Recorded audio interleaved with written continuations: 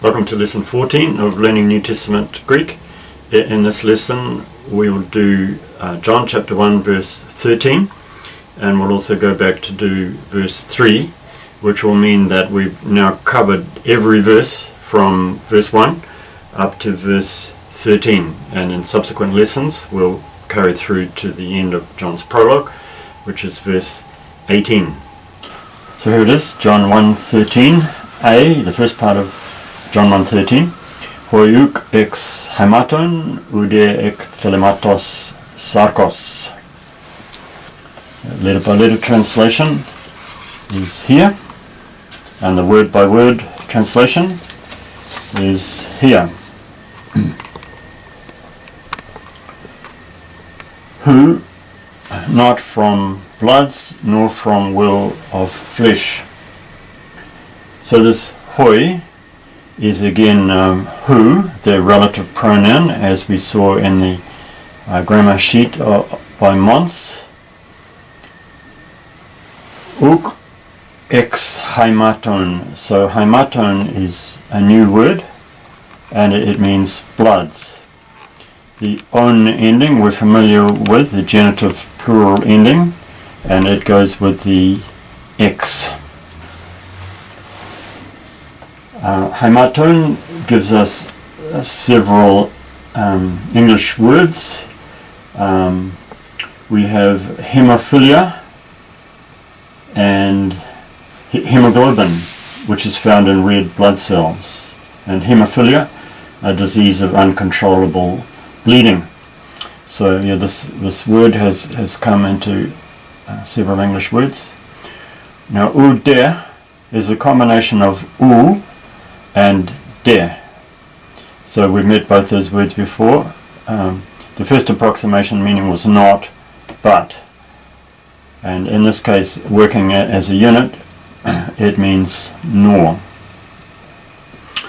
Now ek, you notice that ek and ex are two forms of the same word, and if you look, you'll see the pattern, why one is chosen over the other.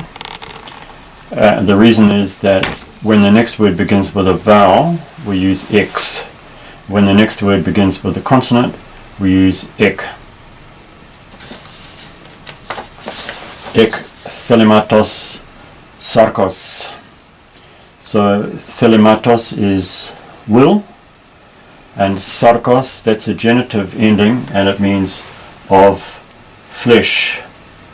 So I think sarkos is a new word to us, but again we get English words from it, like sarcophagus is a coffin, so it literally means a flesh eater, and sarcasm also comes from this word. So some sarcasm is pretty biting, isn't it? So that's where it comes from. But just going back for now to this word hematon, why is it plural? Well, it could be because under Hebrew influence the plural is used, not meaning a real plural, but just because it's standardized as a plural. In fact, often in Hebrew the plural of the word blood means bloodshed.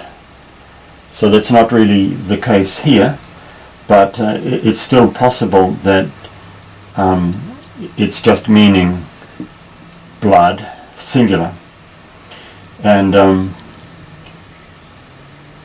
that would link back to the traditional Greek belief, widespread at the time, that a person is born from the seed of the father and the blood of the mother. So this is talking about God's children being born, and it says not from blood or from the will of the flesh.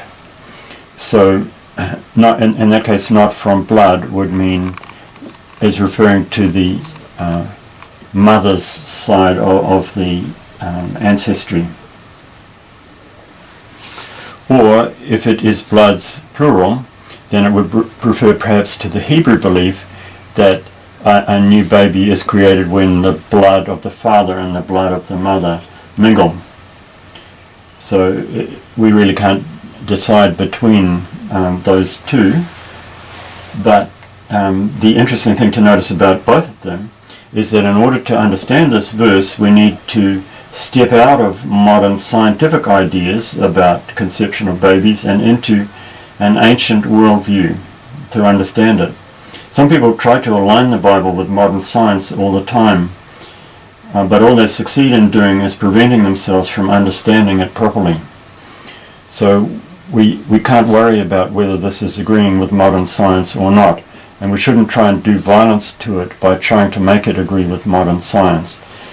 The important issue is we've got to understand what it's saying, and in order to understand what it's saying, we have to step into an ancient, pre-scientific worldview. And the one that I think is probably what's behind it is that the idea that conception happens when the blood of the mother and the seed of the father join to produce a new baby. So that's what this is talking about here. It's talking about the blood, which is the mother's part. So it's saying the children of God, as we'll go on to see, are born. The verb born occurs right at the end of the verse. We'll come to it. But the point is it's saying not from blood. So this is saying it's not from a mother's part in conception. So it's going through the different aspects of normal human conception. And so here it's saying it's not from a mother's part. And the next part of the verse we'll go on to see the father's part. And the thelematos sarkos. So flesh is the first approximation to sarkos. But here it's meaning human. It's talking about flesh in the sense of humanity. So in my translation I've written, not according to human descent or human will. So human descent may be not the best translation because it hasn't got the idea of the woman's part of it, but that's generalized it a little bit. Human descent or human will. So we'll fold that back up, put it over there, and come on to the second part of the verse, John 1:13b, Ude ek thelematos andros, al ek theu egenethesan. So, letter by letter, Ude ek thelematos andros, al ek theu egenethesan. Now, word by word translation, nor from will of man.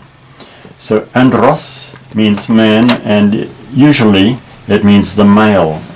In fact, every time in John's Gospel, andros means male. We met the word anthropos, which usually means person, male or female, but andros means the male, the man, the father. But from God they were born. Now this word could mean born or conceived. We notice the air again at the beginning. This makes it past tense. The root is gen, so from this we get English words like genetics and Genesis. So Genesis is the birth or the origination of the world. So again is the root part meaning born or conceived, and this is the ending. The th letter that we see here that commonly occurs with the passive, so it's a good indication that this verb is passive, and the rest of this ending is third person plural, a form of the third person plural ending. So it means they were born or they were conceived. And the commentators that I checked with seem to think that the main meaning of it really is conceived. And that quite struck me as I was looking at it, that Christians are conceived by God, nor from the will of a husband, so I've changed it there to husband, but they were conceived by God. Quite a remarkable thought when you think about it as a Christian. We are conceived by God. God is our Father. And of course this is not in a literal way, which gives offense to a lot of people, particularly Muslims. Of course this is imagery, this is picture language, but in some ways we could say it's more real than an actual human conception, even more real. It's the real type of conception that perhaps a human conception is just an inadequate picture of, an inadequate copy of it. And there's an interesting verse in 1 John 3:9 which says, "Everyone born of God does not sin, because his seed remains in us." And the Greek word there is sperma, from which we get sperm. God's sperm remains in him, in that person, the Christian. So that's quite a remarkable thing there that we see. Just one more point before we leave this verse. Notice the parallel structure from the previous part of the verse. Oude ek thelematos sarkos, oude ek thelematos andros. So the neat structure puts those two things quite nicely in parallel. It's difficult in our English translation. If the translation is going for the meaning, trying to get the meaning as clearly as possible, we often lose the neatness of the parallel structure. So this verse is certainly ruling out, well, it's saying that our birth as Christians is, although it's analogous to our human birth, it's on quite a different plane. It's not from a normal mother's part, or from any kind of human will, or this verse could mean passion, like sexual passion, or decision, or desire. It could mean any of those things. Nor from the husband's passion or the husband's plan. So these three parts here are ruling out the three parts of a normal human conception, and saying our conception as Christians is actually a much higher thing. We are born from God, and I've translated they were conceived by God. Quite a remarkable thing when you pause to think about it. If you really believe that that's true, it's quite a remarkable thing, and a thing that gives us great encouragement. God's sperm remains in us. A remarkable thing. And just to finish off the lesson, we go back to verse 3, which will fill in all the gaps up to here in John chapter 1. So this is verse 3, and again it's talking about the Logos. Panta di autu egenetor, kai choris autu egenetor udehen, haugegonin. Letter by letter translation. Panta di autu egenetor, kai choris autu egenetor udehen, haugegonin. Word by word translation. All things through him came into being, and apart from him came into being not one thing which has come into being. So what do we have here? Choris, apart from, that's a new word, and hen, that means one, and it's neuter singular, and it goes with uder. So before we had uder meaning nor, so that would mean nor one. But in normal English we'd say not one thing. Not one thing. And this is quite a common pattern in John's Gospel. It goes back to Hebrew style. you state something and then you restate it by denying the negative. All things came into being through him. Apart from him, not one thing came into being. You find John repeating this kind of Hebraic style several different times in his Gospel. John 3:16, you find that.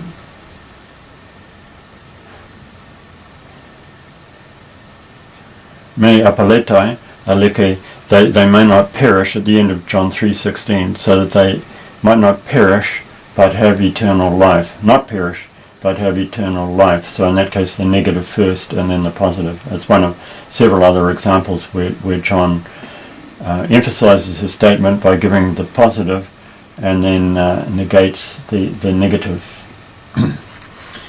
Now this gegonen is another form of genital.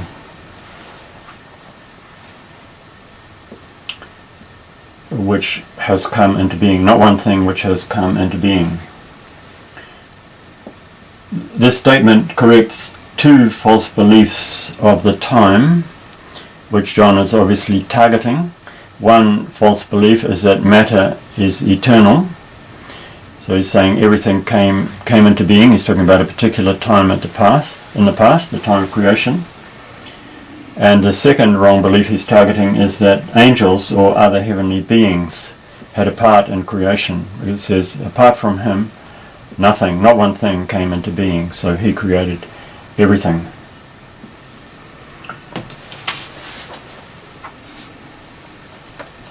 Now, there's an issue here of whether we get a sentence break there, but we'll come back to that. First, we'll just do our final translation, and I've changed it a little bit. Again, you can express it a different way. This is not the final, complete, incontestable answer, but this is just what I've written. Everything has its existence through his agency. Nothing at all which exists came into being independently of him.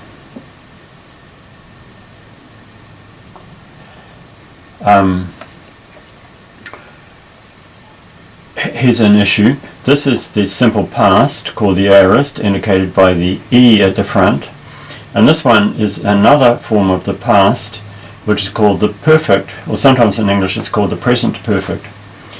And the simple past, the aorist, is indicated by an E at the front, but this one is indicated by reduplicating this first consonant letter and putting an E there.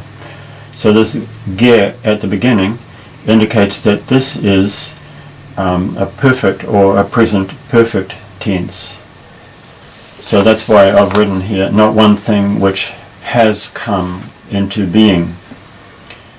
But of course there's not a 100% correspondence between these tenses in English, so we can't always say that the simple past or aorist in Greek corresponds to the simple past in English, even though that's what I've done here, and that the perfect in Greek corresponds to the perfect or present perfect in English, has come.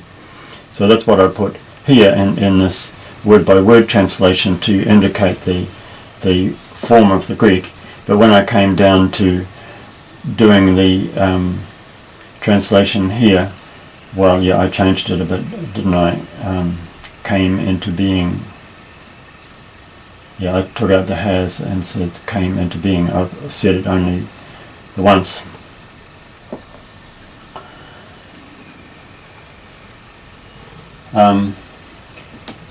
Because it's an interesting issue, what's the difference between the simple past and the perfect? As a speaker of English, how do you see the difference? He came, he has come. In English, the simple past is usually attached to a particular time in the past, whereas the perfect isn't anchored to the past and so slips to the present. That's why some grammar books call it the present perfect. It came into being, and here it is. So that seems to get it pretty well here. It came into being, and here it is. It has come into being. And we think of it, okay, here it is. But as I said, there isn't 100% correspondence in the use of these tenses between English and Greek. Now there's one more issue to look at here, the issue of full stop here or not. And as I've said, the oldest manuscripts had no punctuation. So here we are, we're looking up here, and this is my Greek New Testament, 5th Revised Edition with dictionary. If you're getting one, specify that you want a dictionary with it, because they don't all come with a dictionary. It's very useful to have the dictionary at the back. But right now we're looking at verse 3, and we're going to have a look at the notes down the bottom here. Chorus autu egeneto udehen, full stop, hogegonen en auto. So this joins hogegonen with verse 4. But we did verse 4 independently without that. Let's see what the notes say. Full stop and then note A. So we look down here, and it says A, verse 3, and it says no C, capital C.